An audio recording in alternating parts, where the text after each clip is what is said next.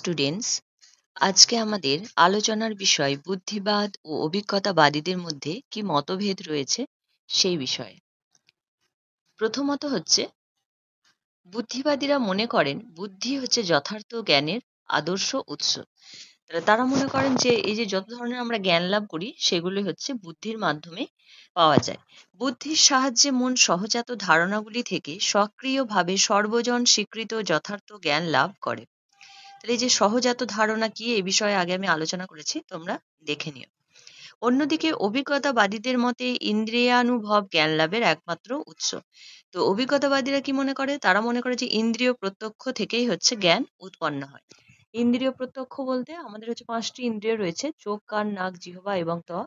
এই 5টি ইন্দ্রিয়ের যা যা বিষয় তার সঙ্গে সম্বন্ধের ফলে হচ্ছে আমাদের জ্ঞান উৎপন্ন হয়ে থাকে। যেমন চোখ দিয়ে আমরা কোনো কিছু দেখছি, তখন আমাদের সে যে জ্ঞানটা উৎপন্ন হচ্ছে, কান দিয়ে শুনছি সেরকম।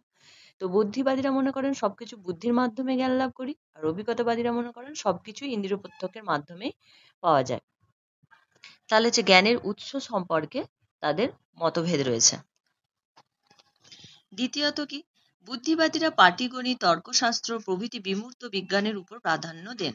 অন্যদিকে অভিজ্ঞতাবাদীরা প্রাকৃতিক বিজ্ঞান, পর্যবেক্ষণ ও পরীক্ষণের উপর বা বাস্তব ব্যাপার বিষয়ক জ্ঞানের উপর প্রাধান্য দেন।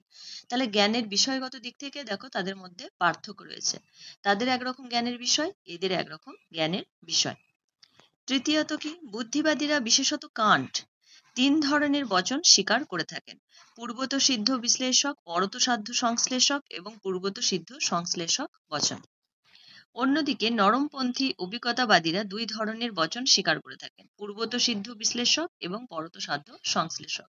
তাহলে বচন স্বীকারের ক্ষেত্রেও তাদের মধ্যে মতভেদ রয়েছে। চতুর্থত কি, ডেকা, স্পিনোজা প্রমুখ বুদ্ধিবাদী দার্শনিক। তো বুদ্ধিবাদী দার্শনিক বলতে আমরা বুঝি ডেকা, স্পিনোজা, লাইবনিজ এনারা, এবং অভিজ্ঞতাবাদী দার্শনিক হচ্ছে লক, বার্কলে এবং হিউম এনারা। তো ডেকা, স্পিনোজা প্রমুখ বুদ্ধিবাদী দার্শনিকদের মতে অধিবিদ্যা হচ্ছে সম্ভব। এই অধিবিদ্যা কি সেই বিষয়েও একটা ভিডিও রয়েছে, তোমরা দেখে নিও। অন্যদিকে অভিজ্ঞতাবাদী হিউম এবং যৌক্তিক দৃষ্টিবাদীদের মতে অধিবিদ্যার জ্ঞান সম্ভব নয়। তাহলে বুদ্ধিবাদীরা বলছেন অধিবিদ্যার জ্ঞান সম্ভব, আর অভিজ্ঞতাবাদীরা বলছে অধিবিদ্যার জ্ঞান সম্ভব নয়। পঞ্চমত কি, বুদ্ধিবাদীরা মূল্যের বাস্তব অস্তিত্ব স্বীকার করেন। তাদের মতে বুদ্ধির সাহায্যে মূল্যের জ্ঞান হয়। অন্যদিকে অভিজ্ঞতাবাদীরা মূল্য বিষয়ক বাক্যকে অর্থহীন বলেছেন।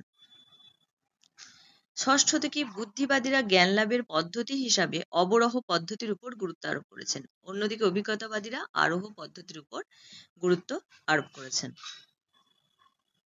তাহলে জ্ঞান লাভের পদ্ধতিগত দিক থেকেও হচ্ছে তাদের মধ্যে পার্থক্য রয়েছে। সপ্তমত কি, বুদ্ধিবাদীরা মনে করেন মৌলিক ধারণার ক্ষেত্রে মন সর্বপ্রথম সক্রিয় থাকে। অন্যদিকে অভিজ্ঞতাবাদীদের মতে মৌলিক ধারণা গঠনের ক্ষেত্রে মন নিষ্ক্রিয় থাকে। অষ্টমত, বুদ্ধিবাদীরা মনে করেন আমাদের মনে সহজাত ধারণা থাকে, এই ধারণাগুলো আমাদের আবশ্যিক জ্ঞান লাভে সাহায্য করে। অন্যদিকে অভিজ্ঞতাবাদীরা জ্ঞানের উৎপত্তির ক্ষেত্রে সহজাত ধারণাকে অস্বীকার করেন। তাহলে এই পয়েন্টে হচ্ছে বুদ্ধিবাদী এবং অভিজ্ঞতাবাদীদের মধ্যে পার্থক্য রয়েছে। এগুলি তোমরা করে নিও।